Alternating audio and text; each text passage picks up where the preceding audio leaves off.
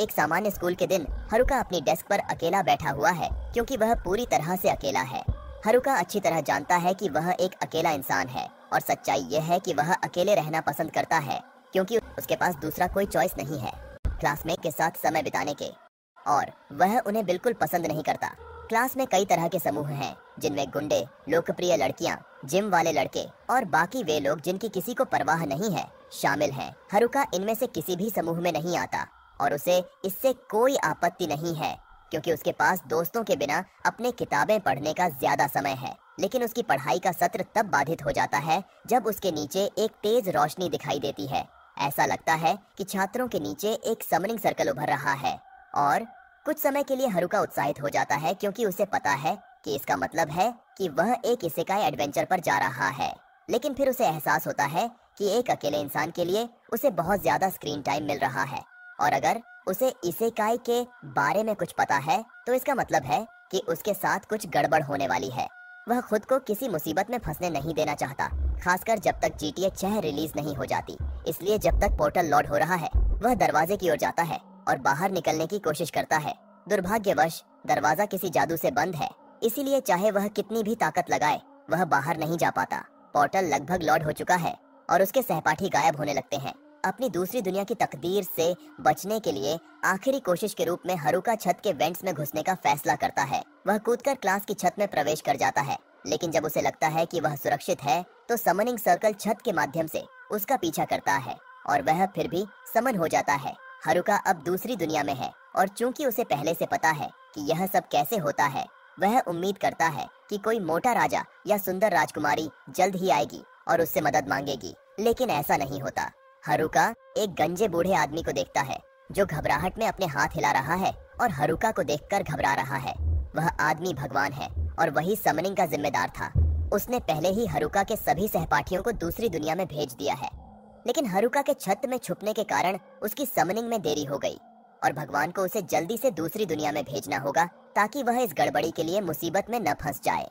वह हारुका को बताता है कि उसे दूसरी दुनिया में मदद करने के लिए एबिलिटीज मिलेंगी, लेकिन चूंकि वह देर से आया है, सभी अच्छी एबिलिटीज पहले ही चुनी जा चुकी हैं। अब जो बची हैं वे स्किल्स हैं जो किसी ने नहीं चुनी। हारुका के पास Minecraft villager, gambling dice, contact lenses और एक स्टिक जैसी स्किल्स चुनने का विकल्प है। यह सब बुरी बात तब होती है जब उसे केवल सीमित संख्या में स्किल्स चुनने की अनुमति होती है। हारुका भगवान पर गुस्सा निकालना शुरू कर देता है क्योंकि उसने उसे इस दुनिया में समन किया और उसे केवल बेकार स्किल्स ही दी। भगवान जानता है कि उसने गलती की है, लेकिन वह भगवान यूनिवर्सिटी से सिर्फ इसलिए पास नहीं हुआ कि एक हाई स्कूलर से डांट खाए। इसलिए वह हारुका से कहता है कि वह उसे माफी के रूप में सभी बची हुई स्किल्स देगा, लेकिन वह उसकी बदसूरत शक्ल यहाँ फिर नहीं देखना चाहता। हारुका को तुरंत दूसरी दुनिया में टेलीपोर्ट कर दिया जाता है। यह अच्छा है कि उसे सामान्य से ज्यादा स्किल्स मिलती हैं, लेकिन इससे ज्यादा फायदा नहीं होता जब उसे दूसरी दुनिया में आते ही जंगल में फेंक दिया जाता। उसके पास कोई सप्लाईज नहीं है, लेकिन फिर वह जमीन पर एक पाउच देखता है और पता चलता है कि यह माइनक्राफ्ट विलेजर स्किल का हिस्सा है और वह पाउच उसे अपनी इन्वेंट्री में अनगिनत आइटम्स स्टोर करने की अनुमति देता है। उस पाउच में कुछ स्टार्टर गियर भी हैं, इसलिए कम से कम हारुका के पास उपकरण तो है। सभी सामान लेने के बाद वह अपने स्टैट्स चेक करने का फैसला करता है, लेकिन गैम्बलिंग डाइस के कारण उसे स्टैट्स पॉइंट्स पाने के लिए एक नंबर रोल करना पड़ता है। वह डाइस को जमीन पर फेंकता है और उसे एम का स्कोर मिलता है। उसे एम का मतलब समझ में नहीं आता, इसलिए वह अपने सारे एम पॉइंट्स को लाख के स्टेट में डालने का फैसला करता है। उसे आश्चर्य होता है जब वह अपना स्टैट विंडो खोलता है और देखता है कि उसका लक स्टैट पूरी तरह से मैक्स्ड आउट हो गया है, जिससे उसे लगता है कि उसने इसे किसी बेहतर स्टैट में इस्तेमाल किया होता। अपनी बाकी स्टैट्स को चेक करते समय उसे पता चलता है कि बेकार स्किल्स के अलावा उसे 2 यूनिक स्किल्स भी मिले हैं। क्योंकि वह पृथ्वी पर इतना अकेला था, इस दुनिया में भी वह पार्टी नहीं बना सकेगा, भले ही वह चाहे। लेकिन इसके बदले उसकी दूसरी स्किल उसे मॉन्स्टर्स को अपना सेवक बनाने की अनुमति देती है, क्योंकि अगर उसके दोस्त होते तो वह ऐसा नहीं कर पाता। हारुका थोड़ा निराश है कि वह अपने लिए कोई हरेम नहीं बना पाएगा, लेकिन जैसा है वैसा है। अभी वह इस बात की चिंता कर रहा है कि उसे अपने आसपास कोई सहपाठी नहीं दिखता और उसे यह अजीब लगता है क्योंकि यह सपोजिटली स्टार्टिंग लोकेशन है। लेकिन फिर उसे याद आता है कि उसे पहले भी उनकी परवाह नहीं थी, तो अब क्यों करेगा। अभी उसे फोकस करना है कि उसे सप्लाईज मिले ताकि वह इस जंगल में अच्छा जीवन जी सके। इतनी रफ्तार से ज्यादा समय नहीं लगेगा जब तक कि हारुका गलती से किसी मॉन्स्टर से टकरा न जाए, और अगर ऐसा हुआ तो वो जरूर मर जाएगा। तभी हारुका को याद आता है कि उसके पास कांटेक्ट लेंस स्किल है, तो वो कांटेक्ट लेंसेज पहनता है और अचानक से उसे अपने आसपास की सभी जानकारी दिखाई देने लगती है। पता चलता है कि इन कांटेक्ट लेंसेज में एक इनबिल्ट अप्रेजल स्किल है और इसके जरिए वो जंगल में आसानी से घूम सकता है और कुछ मशरूम्स ढूंढ लेता है जिन्हें खाकर वो मरेगा नहीं। वो कुछ मशरूम्स उठाता है और उसके विलेजर बैग की वजह से वो जितना चाहे उतना उठा सकता है। फिर वो पास की नदी में जाता है और अपने बैग का इस्तेमाल करके थोड़ा पानी पीता है, लेकिन जैसे ही वो पानी पीकर उठता है उसकी नज़र कुछ और पर पड़ती है। वो जंगल के अंदर वापस जाता है और उसे एक छोटी सी गुफा दिखाई देती है। ये गुफा इतनी दिलचस्प लगती है कि वो इसे नजरअंदाज नहीं कर सकता, तो हारुका एक छोटी सी प्रार्थना करता है, मानो कोई मॉन्स्टर उस पर हमला करने वाला हो। खुशकिस्मती से गुफा में कोई मॉन्स्टर नहीं है और ये जगह काफी बड़ी है, इसलिए वो इसे अपनी बेस ऑफ ऑपरेशंस बनाने का फैसला करता है। वो अपने बैग से एक टेंट और एक मैजिक लैंटर्न निकालता है और कैंप सेट करता है। फिर टेम्परेचर कंट्रोल मैजिक का इस्तेमाल करके एक छोटी आग जलाता है ताकि रात में गर्मी बनी रहे। संयोग से एक बार टेम्परेचर मैजिक का इस्तेमाल करने पर उसे एक नई फायर स्किल भी मिल जाती है और मॉन्स्टर्स से बचने की चिंता ने उसे कई डिटेक्शन स्किल्स भी दिला दी हैं। लेकिन हारुका की एकमात्र अटैक स्किल सिर्फ एक स्टिक है, इसलिए उसे अब भी अपना बचाव करने का तरीका ढूंढना होगा। अगली सुबह हारुका झटके से जागता है, घबराहट में टेंट से बाहर निकलता है और राहत की सांस लेता है कि रात में कोई मॉन्स्टर हमला नहीं हुआ, वो सुरक्षित है। और इसका श्रेय उसकी एंटी मॉन्स्टर प्रॉपर्टीज वाली बेकार स्किल्स को जाता है। लेकिन भले ही वो खतरे से सुरक्षित हो, इसका मतलब ये नहीं कि वो भूख से सुरक्षित है। इसलिए वो एक फ्राइंग पैन निकालता है और कल इकट्ठा किए गए मशरूम को पकाने लगता है। और अगर आप सोच रहे हैं कि फ्राइंग पैन कहाँ से आया, तो वो उसके विलेजर बैग में अकेला पड़ा था, साथ ही एक पूरा किचन नाइफ सेट और कुछ बीफ जर्की भी। अब तक वो बैग हारुका के आर्सेनल की सबसे उपयोगी चीज साबित हुई है और वो सोचता है कि आखिर किस विलेजर ने इसे भर दिया होगा। किसी भी हाल में अब जब वो खा चुका है, उसे सोचना होगा कि आगे क्या करना है। इसलिए वो बाहर निकलता है और सोचने के लिए एक छोटी सी सैर करता है। फिलहाल वो गुफा बेस ऑफ ऑपरेशंस के लिए अच्छी रहेगी, लेकिन हारुका को अभी एक भरोसेमंद भोजन का स्रोत ढूंढना होगा और मॉन्स्टर्स के खिलाफ सुरक्षा के उपाय करने होंगे जो इस दुनिया में उसे हमला कर सकते हैं।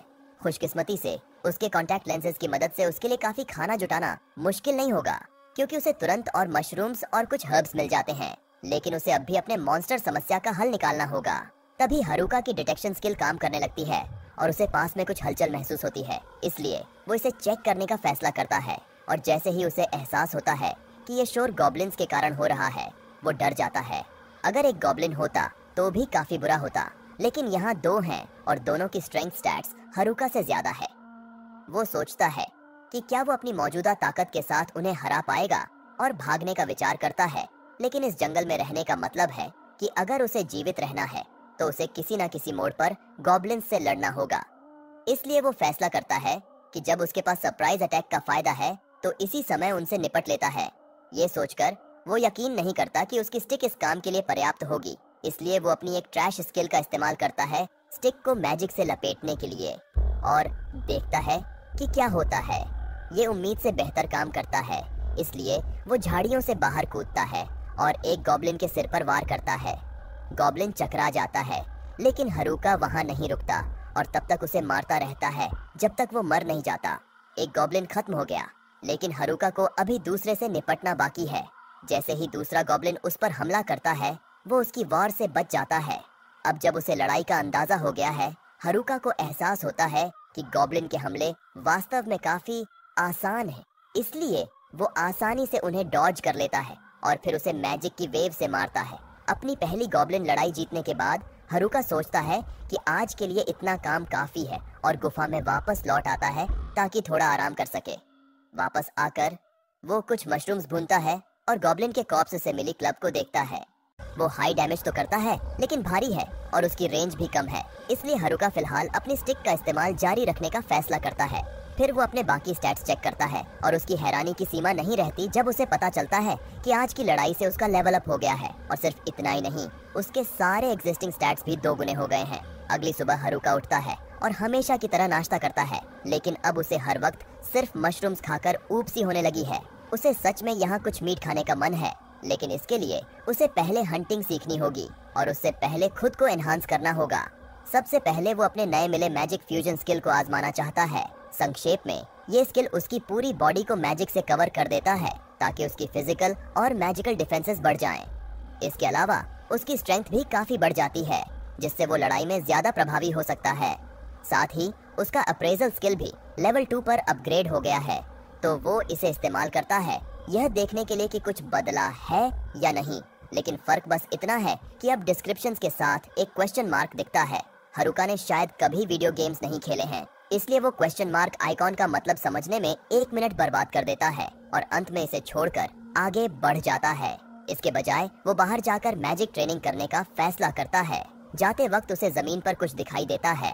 वो सोचता है कि शायद ये मीट हो सकता है, लेकिन वो फिर से एक मशरूम निकलता है। हरुका को थोड़ी उम्मीद थी कि इस दुनिया में मीट पेड़ों पर उगेगा, लेकिन उसे जल्दी ही एहसास हो जाता है कि उसे जमीन पर कोई मीट नहीं मिलेगा।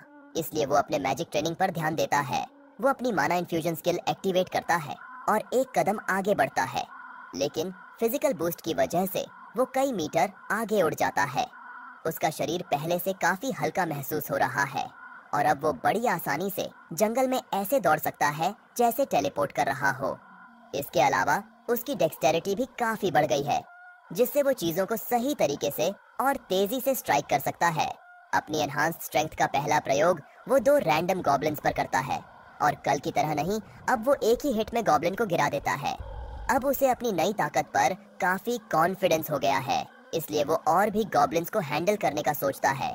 लेकिन जब वो 3 गॉब्लिन्स के एक ग्रुप को देखता है तो उसे दूसरा ख्याल आता है और धीरे धीरे पीछे हट जाता है ताकि पकड़ा न जाए। वो सोचता है कि आज के लिए काफी मेहनत हो चुकी है और वो वापस अपने केव में लौट जाता है ताकि अपनी मैजिक का अभ्यास कर सके। दिन में लड़ाई और रात में मैजिक की प्रैक्टिस का ये सिलसिला चलता रहता है और इसी रूटीन की बदौलत हरुका अब एक गॉब्लिन को एक ही बार में मार सकता है और मैजिक क्राफ्टिंग से एक प्रॉपर टेबल भी बना लेता है। वो फिर अपने केव के लिए एक गेट बनाता है ताकि वो रात में बाहर जा सके। अब वो आखिरकार शिकार पर जा सकता है।